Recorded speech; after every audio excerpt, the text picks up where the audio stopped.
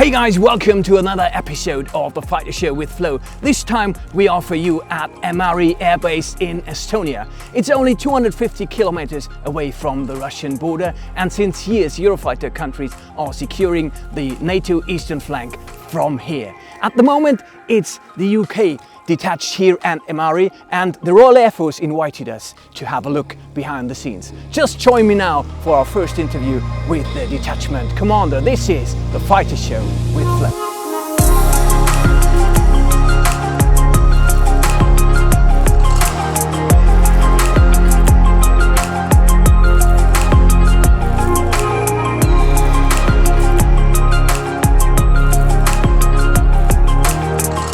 I'm now in one of the hangars here at Ämari Airbase, and with me is the commander of the UK detachment, Wing Commander Scotty McCall.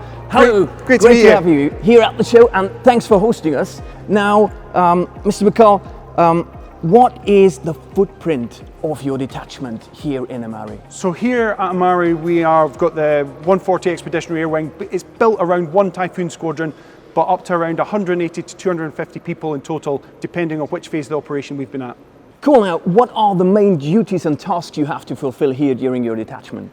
So we've got two main parts to our mission. The first is QRA, where we go up and we intercept any aircraft that NATO need us to do to protect the NATO airspace.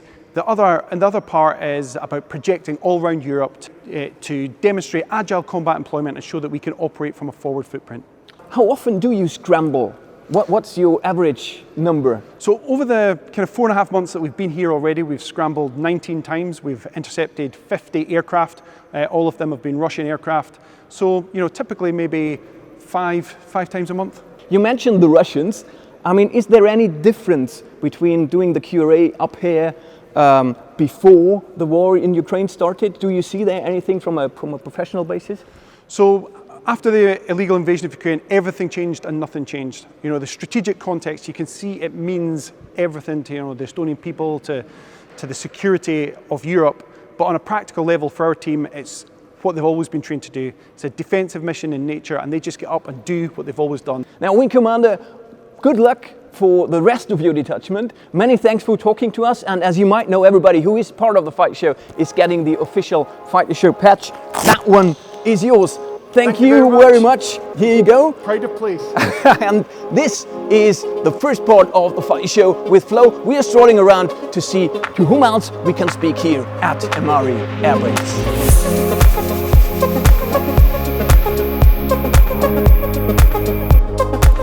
As important as the pilots here at Ämari Airbase are the engineers that are keeping our Typhoons in shape, and I'm now talking to one of them. Hi, Sergeant Ford. Great to have you here. Now, how are you satisfied at the moment with the performance of the Typhoon so far? I have to say I love the Typhoon. It's incredible to work with, and to have the new radar system that's coming in the next few years, it's going to be impressive. Now, talking about yourself and your personality, you told me that you started your career in the military when you were 17 years old. Would you have ever imagined coming back or being at Ämari now, talking to us? No, so it was a bit of a weird one. So I failed my AS levels back then, and I didn't really know what I wanted to do myself. Went to the careers office and got a bit excited about it, and then I would never look back. It's the best career I've ever had, and yeah, I love being here and I love being away. So it just sounds great. Now, one final question, because I would be very much interested in that. The weapons you're using when you're flying QRA, can you tell us more about that? Sorry, due to the secrecy, I can't. So if I told you, I'd have to kill you. Okay, we don't want to do that, because that means no more fighter shows.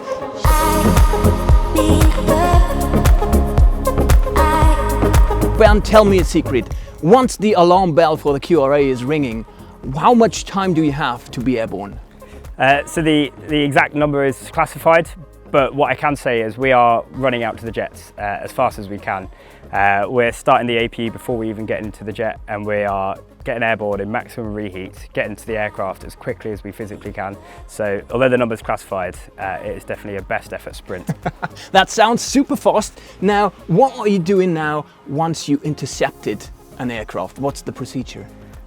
Well, firstly, for me personally, the first thing I do is just take a deep breath and try and calm down a bit. It's been very exciting up until that point, and this is the area now where you need to remain professional, try and pull up alongside the aircraft, find out who it is, what they're doing, and just build up a bit of situational awareness as to where they're going and what the plan is from there on. And what I realized, you're always taking pictures, so many of those pictures are now in the media, and it appears that you are the fastest photographers on Earth.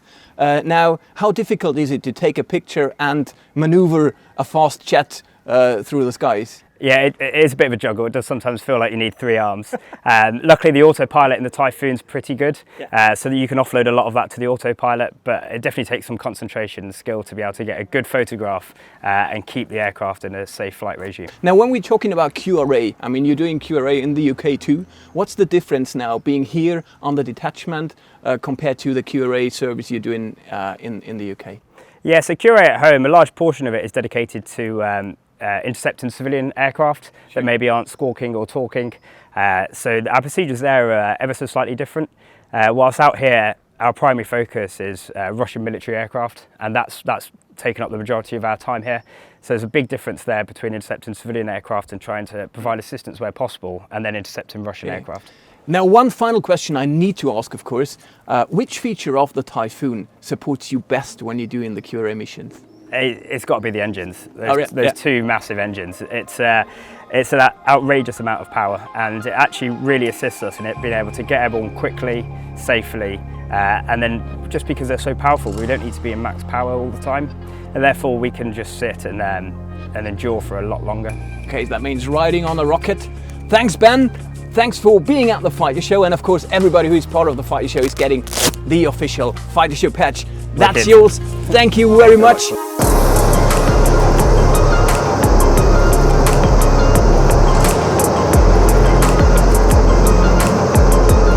Hey guys, the Fighter Show from Estonia is coming to an end, and we clearly saw today that Eurofighter Typhoon is the backbone of European air defense. Many thanks to the Royal Air Force for hosting us, and also many thanks to all the airmen that keeping our skies safe. Now, I'm sitting here at the Mary Air Base in the T-bar, and next to me is Tally, who is part of the engineering crew. And Tally, you are just finishing your 1-week QRA shift. Now, it feels a bit like in prison, I assume. What are you missing most during that time? Some good food. I could do with a pizza. Oh, well, Tally, I can't bring you a pizza, unfortunately, but I can give you this. This is your official Fighter Show patch. Here you go. And Thank you. guys, that was the Fighter Show with Flo. Take care, see you soon, and may the Air Force be with you.